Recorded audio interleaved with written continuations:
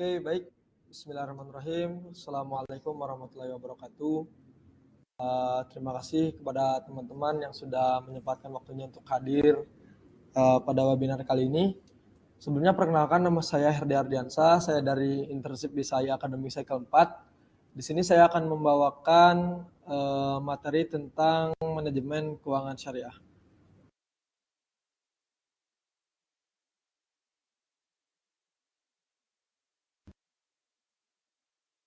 You are currently the only person in this conference.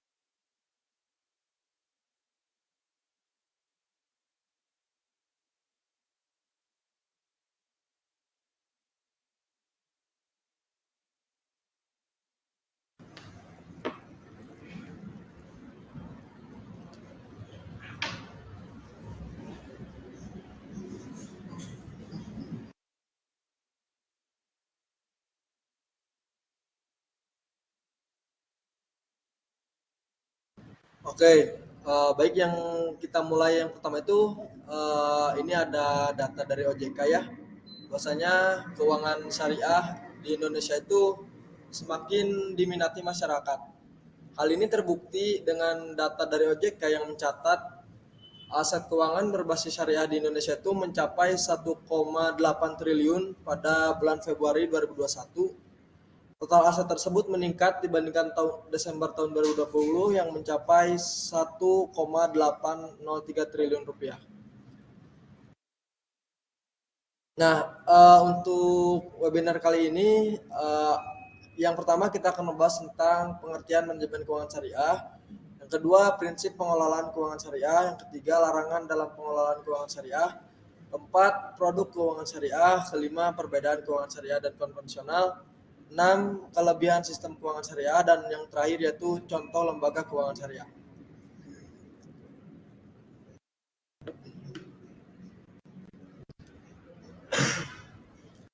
Nah, ini kita masuk pada pembahasan pertama, yaitu pengertian dari manajemen keuangan syariah. Nah, perlu dipahami hal yang paling mendasar itu kita harus tahu dulu gitu makna dari kata per kata terlebih dahulu. Nah, manajemen keuangan syariah kan terdiri dari 3 kata, yaitu ada manajemen, keuangan, dan syariah. Nah, manajemen artinya adalah proses pengorganisasian, pengaturan, pengelolaan sumber daya manusia, sampai dengan pengendalian agar bisa mencapai tujuan dari suatu kegiatan. Nah, lalu keuangan syariah sendiri adalah salah satu sistem manajemen keuangan yang menggunakan prinsip dan dasar hukum Islam sebagai pedomannya. Nah, kata kunci di sini adalah menggunakan prinsip dan dasar hukum Islam sebagai pedomannya. Lalu, apa sih manajemen keuangan syariah itu? Maka manajemen keuangan syariah adalah suatu proses pengaturan keuangan secara individu maupun non-individu untuk mencapai suatu tujuan yang berlandaskan prinsip dan dasar hukum agama Islam sebagai pedomannya. Nah, prinsip dan dasar hukum Islam ini tidak hanya diaplikasikan pada sistem saja, tetapi juga berlaku pada lembaga penyelenggara keuangan termasuk produk-produk yang ditawarkannya.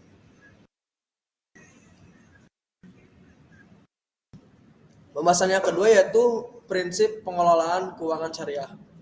Prinsip pengelolaan keuangan syariah yang pertama yaitu menghadap ridho Allah Subhanahu wa taala. Yang kedua, tujuan yang hendak dicapai harusnya sesuai dengan petunjuk Allah Subhanahu wa taala dan hadis Nabi Muhammad SAW, atau sesuai dengan Al-Qur'an dan Al-Hadis. Yang ketiga yaitu terbebas dari bunga atau riba.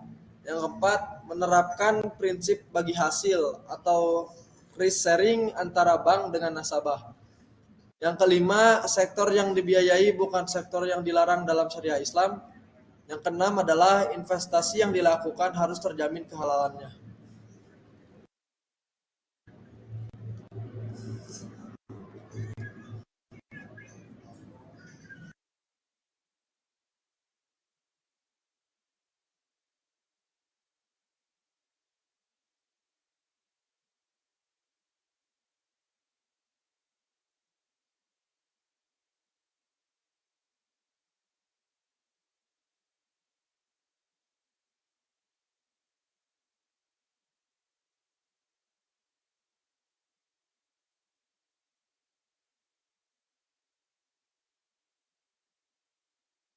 Nah, lalu pembahasan yang ketiga yaitu produk-produk keuangan syariah. Produk keuangan syariah yang pertama adalah asuransi syariah. Asuransi syariah adalah sebuah usaha untuk saling melindungi dan saling tolong-menolong di antara pemegang polis atau peserta asuransi yang dilakukan melalui pengumpulan dan pengelolaan dana tabaru yang memberikan pola pengembangan untuk menghadapi risiko tertentu melalui akad perikatan yang sesuai dengan prinsip syariah. Nah, akad-akad yang ada dalam asuransi syariah itu yang pertama akad tabaru, yang kedua adalah akad murabahah. Akad tabaru itu akad tolong menolong. Nah, lalu yang kedua adalah SBSN. SBSN di sini adalah surat berharga syariah negara atau bisa juga disebut sukuk ya. Sukuk adalah surat berharga yang mempresentasikan kepemilikan aset berupa penerbitan surat utang dengan berbasiskan pada prinsip syariah. Pada produk sukuk, imbalan yang diberikan adalah berupa uang sewa atau bagi hasil atau ujroh dengan persentase tertentu sesuai dengan kesepakatan di awal tanpa riba atau bunga. Yang ketiga yaitu saham syariah. Saham syariah merupakan efek berbentuk saham yang tidak bertentangan dengan prinsip syariah di pasar modal.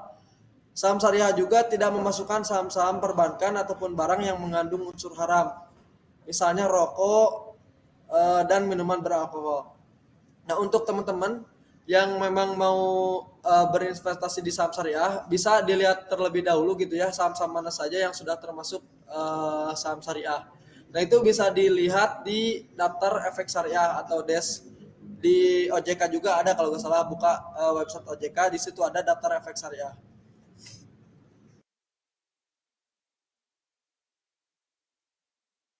Nah, lalu yang keempat yaitu deposito syariah. Deposito syariah adalah produk simpanan berjangka yang dikelola menggunakan syariah Islam, sehingga nantinya kamu dapat memperoleh margin dari bagi hasil atau nisbah sesuai akad mudharabah. Yang terakhir yaitu pembiayaan syariah. Dalam pembiayaan ini, transaksi dilakukan pemberian pinjaman selaku penjual. Artinya sebagai penjual, perusahaan harus memiliki barang yang akan dijual kepada konsumen. Kemudian perusahaan menjual barang tersebut kepada konsumen dengan harga lebih tinggi sesuai kesepakatan. Artinya singkatnya gitu ya, untuk pembiayaan syariah ini misalkan kita mau membeli motor, tapi kita belum mempunyai uang gitu ya, kita belum mempunyai uang untuk membeli motor. Nah, kalau misalnya kita mencicil kepada katakan kepada dealernya langsung, itu bisa dikatakan riba karena kita membayarnya di angsur dan dalam satu angsuran itu ada bunganya berapa persen. Nah, untuk mensiasati hal tersebut supaya terhindar dari riba, nah dalam produk keuangan syariah ini ada yang namanya pembiayaan syariah, di mana kita mengajukan kepada bank-bank syariah atau lembaga pembiayaan syariah yang lainnya gitu ya. Bahwasanya kita pengen beli motor, nah nantinya kondisinya adalah perusahaan ini tuh akan membeli motor terlebih dahulu, lalu motornya itu dijual kepada kita. Nah, itu kan ada pergantian akad gitu ya. Akadnya menjadi jual beli antara kita dengan perusahaan.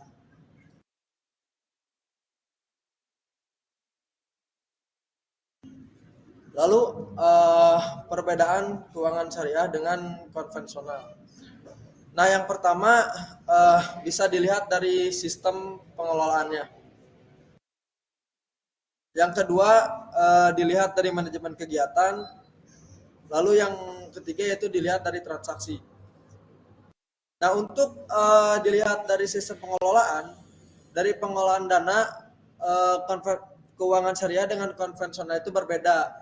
Yang pertama yaitu dalam sistem pengelolaan keuangan syariah itu berbasiskan kepada Al-Quran dan Al-Hadis atau prinsip dan syariat-syariat Islam, sehingga yang didapat tidak hanya berprinsip kepada faktor ekonomi, tapi juga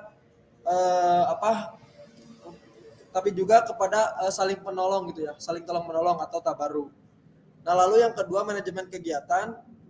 Dalam hal manajemen kegiatan ada 3 prinsip yang harus dipegang teguh gitu ya dalam menjalankan keuangan berbasis syariah. Yang pertama yaitu dari segi perolehan dana, karena keuangan syariah ini harus berpacu kepada perolehan dananya itu yang halal gitu ya, tidak boleh dari hal-hal yang haram. Nah, lalu dari segi investasi, prinsip-prinsip ajaran Islam juga diaplikasikan, yaitu harus kepada ajaran Islam. Lalu yang terakhir yaitu transaksi. Perbedaan lainnya adalah dari segi transaksi, yaitu seperti yang sudah saya sebutkan gitu ya. Untuk keuangan syariah ini kita menggunakan akad tabaru atau akad tolong menolong. Atau pada intinya kita tuh tidak mengambil keuntungan gitu pada setiap transaksinya. Nah, ini ada kelebihan sistem keuangan syariah. Yang pertama itu menggunakan sistem bagi hasil atau risk sharing ya. Yang kedua menggunakan prinsip jual beli merobahah dalam sistem keuangan syariah. Yang ketiga terhindar dari riba. Yang keempat memiliki unsur tenggang rasa. Dan yang terakhir yaitu landasan hukum dari Tuhan. Nah, di sini ada contoh-contoh lembaga keuangan syariah. Yang pertama itu lembaga keuangan syariah itu bisa dibedakan menjadi dua ya, ada lembaga keuangan syariah bank dan ada lembaga keuangan syariah non bank. Nah, untuk lembaga keuangan syariah bank itu contohnya adalah bank syariah gitu ya. Kayak Bank Syariah Indonesia, Bank Mandiri Syariah, BNI Syariah, bank-bank yang belakangnya ada nama syariah itu bisa dikatakan lembaga keuangan syariah bank. Lalu yang kedua ada lembaga keuangan syariah non bank. Nah, lembaga keuangan syariah non bank ini terdiri dari industri asuransi syariah, dana pensiun syariah, lembaga pembiayaan syariah, lembaga keuangan mikro syariah, lalu yang terakhir adalah finansial teknologi syariah atau fintech syariah. Nah, sekian presentasi dari saya. Mungkin kita lanjutkan kepada sesi tanya jawab. Barangkali dari teman-teman ada yang mau di mangga boleh.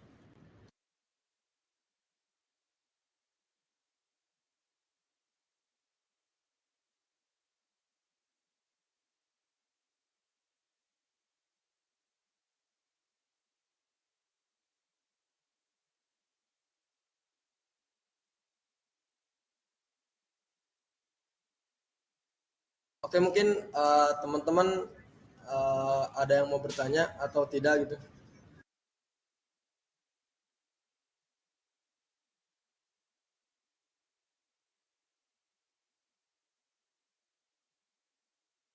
Oke, apabila tidak ada yang mau ditanyakan, mungkin